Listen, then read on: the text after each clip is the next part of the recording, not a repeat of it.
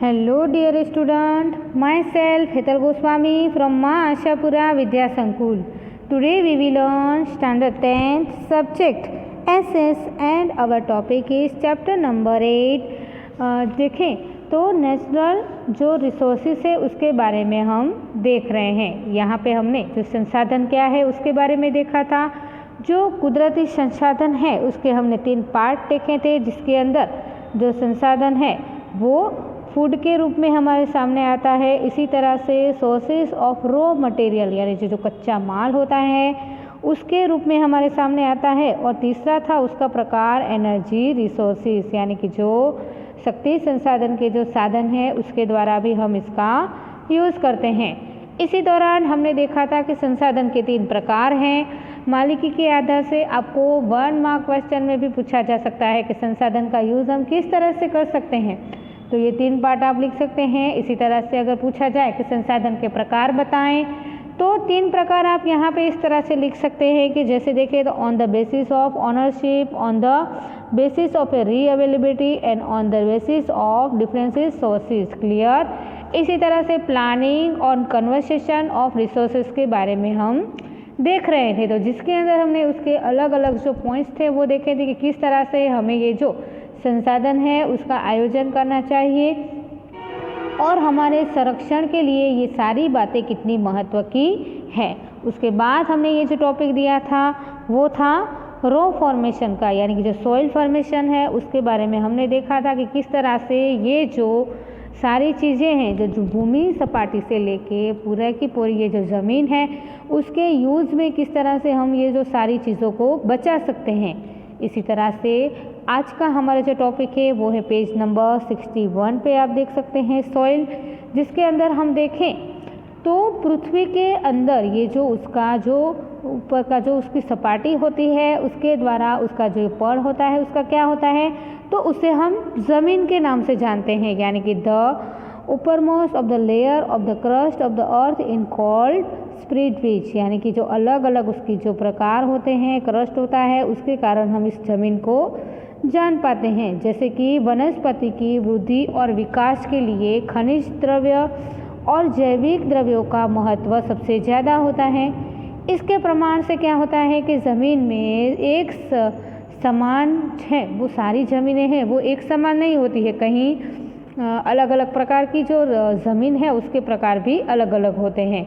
इसी तरह से ज़मीन के अंदर हम देखें तो उसका जो लेयर है वो कैसा होता है, तो उसका जो ये जो लेयर वो एक समान नहीं होता। इसके कारण क्या होता है, तो सेंद्रीय पदार्थ युक्त जो अलग अलग कण होते हैं छोटे छोटे, तो उसके कारण जो खड़क पदार्थ होते हैं यानी कि जो ज़मीन के ऊपर जो अलग अलग उसका जो लेयर होते हैं उसके कारण उसका जो मिश्रण है वो वनस्पतियों के साथ असंगठित रूप से पदार्थ में और पड़ में उसकी जो सपाटी के कारण उसके खड़कों के कारण क्या होता है, तो वो ज़मीन है वो क्या हो जाती है, तो डेनिकेशन ऑफ द रॉक्स के कारण वो जो जीव जंतु हैं मनुष्य के जो ज़मीन के ऊपर अलग अलग प्रकार के जो पाउडर होता है जीव जंतुओं के विलंग के अलग अलग ऐसी चीज़ों के कारण ये जो ज़मीन है वो अपनी कुछ अलग ही भूमिका दर्शाती है। क्या होता है, ऐसे सेंद्रीय तत्वों के कारण वनस्पति है वो उसके विकास और महत्व के लिए सबसे ज़्यादा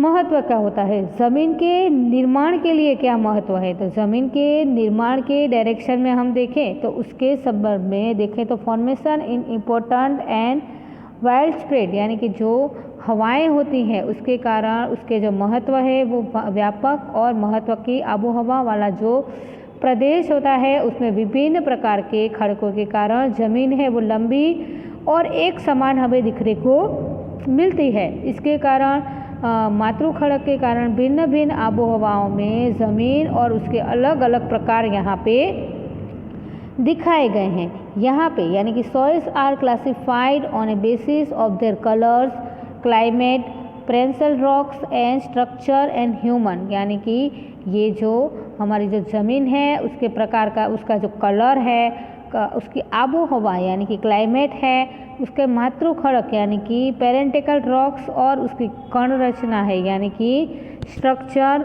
और फलद्रुपता यानी कि उसका जो ह्यूमन है वो सारी बातें हैं वो हमारे लिए यूज़फुल है। इसी तरह से हम यहाँ पे देखें तो ज़मीन के कुछ प्रकार हैं, यानी कि टाइप्स ऑफ सॉइल। तो किस तरह से ये जो ज़मीन के प्रकार हैं उसे हम देखें तो recently Indian councillor in agriculture resources यानी कि ICAR, आपको ये पूरा नाम याद रखना है। अगर आपको पूछा जाए कि ICAR का आप फुल फॉर्म बताएं तो आप क्या देंगे? Indian councillor and agriculture resources के द्वारा क्या हुआ?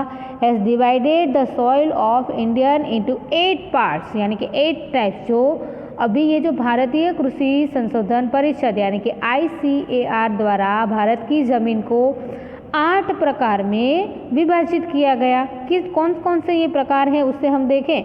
Of the mountain soil and forest soil are found of different attribute of mountain religions, यानी कि पर्वतीय ज़मीन और जंगल की ज़मीन, ये जो सारी ज़मीनों के कारण, उसके पर्वतीय क्षेत्रों के कारण इसकी जो अलग अलग ऊंचाई है वो यहाँ पे हमारे सामने दर्शाई गई है।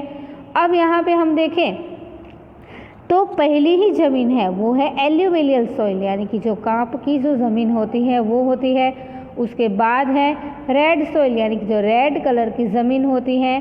ब्लैक सॉइल यानी कि काली मिट्टी। इसके बाद देखें तो लेटरिकल सॉइल यानी कि लेटेराइट सॉइल में क्या होता है तो उसके बारे में भी हम देखेंगे। उसके बाद का हमारा जो प्रकार है वो है डेजर्ट सॉइल, यानी कि जो रण में, जो डेजर्ट में जो ज़मीन होती है उसकी बात है। फिर है माउंटेन सॉइल, फिर है फॉरेस्ट सॉइल और फिर है मार्शी एंड प्रिटी सॉइल, यानी कि दलदल और पीट प्रकार की जो ज़मीन होती है उसकी यहाँ पे बात की गई है। अगर आपको 2 मार्क क्वेश्चन में पूछा जाए कि आप ज़मीन के अलग अलग टाइप्स बताएं तो आप बताएंगे पहले ये कि Indian councillor of agriculture research ने अभी ही भारत की भूमि के 8 प्रकार बताएं। इन 8 प्रकारों को हम अलग अलग 8 रूपों में दर्शाएंगे। एक है एल्यूवियल सॉइल, फिर है रेड सॉइल, ब्लैक सॉइल, फिर है laterite soil, desert soil, mountain soil, forest soil and marshy and peaty soil. Okay, clear. इसी तरह से ये जो 8 प्रकार हैं वो हमें दर्शाने हैं। इसके बाद हम देखें तो ये जो अलग अलग ज़मीन की टाइप्स हैं, यानी कि ये टाइप्स ऑफ सॉइल हैं, जिसे हम देखें तो पहला उसका प्रकार है वो है कांप वाली ज़मीन। अब ये कांप वाली ज़मीन क्या है? यानी कि एल्यूवियल सॉइल। इस प्रकार की ज़मीन है वो भारत में कुल क्षेत्रफल के लगभग हम देखें तो 43% क्षेत्रफल में हमें देखने को मिलती है। ये जो एल्यूवियल सॉइल है, इस प्रकार की ज़मीन में भारत में सबसे ज़्यादा उसका 43% यहाँ पे हमारे सामने दर्शाया गया है। पूर्व के ब्रह्मपुत्र की खीन है, वहाँ से शुरू करके पश्चिम में यानी कि सतलुज नदी है उस समय तक उस भारत का ये मैदान दक्षिण भारत के नर्मदा, तापी, महानदी, गोदावरी, कृष्णा, कावेरी और ऐसे अलग अलग प्रदेशों के द्वारा ये सारी नदियाँ, महानदी, गोदावरी, कृष्णा, और आप नेक्स्ट पेज पे आए, पेज नंबर 62 पे, तो किस तरह से ये जो कावेरी और उसके मुख्य त्रिकोण के प्रदेश में इस प्रकार की ज़मीन हमें दिखने को मिलती है।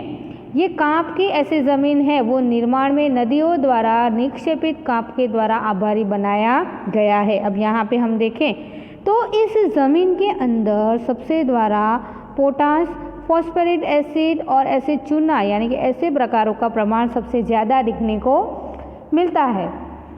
जब भी नाइट्रोजन और ह्यूमस की मात्रा सबसे कम प्रमाण में हमें दिखने को मिलती है।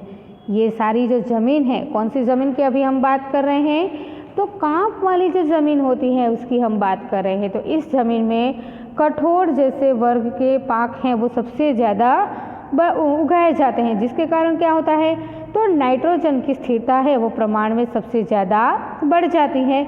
इस प्रकार की ज़मीन में गेहूँ देखें तो स्ट्रक्चर है, अलग अलग प्रकार की मकाई है, ऐसे अलग अलग जो है यानी कि देखें तो वाइट है, पेड़ी है, शुगर कैन है, जूली है, कॉटन है, मैज़ो है, ऐसे अलग अलग पाक हैं वो कहाँ पे उगा सकते हैं हम ऐसी ज़मीन में हम उगा सकते हैं। और एक बार आपको रिवाइंड करा दूं कि ये जो कांप की ज़मीन है यानी कि एल्यूवियल सॉइल है वो क्या है तो हलक ज़मीन के अंदर भारत के कुल क्षेत्र में 43% है।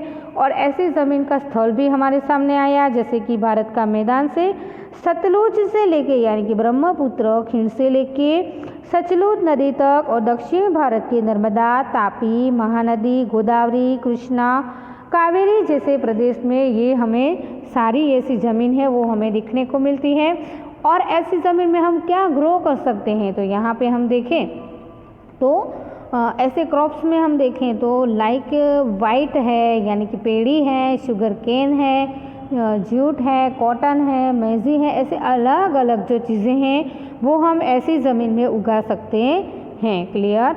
आज हम इस ज़मीन का एक ही प्रकार देखेंगे। नेक्स्ट वीडियो में आगे देखेंगे कि किस तरह से ये जो सारी ज़मीनों का यूज़ है। यहाँ पे एक मैप दिया गया है, उस मैप को आप घर पे रिवाइंड करें। हम इसे अगले वीडियो में देखेंगे। Thank you very much. Take care.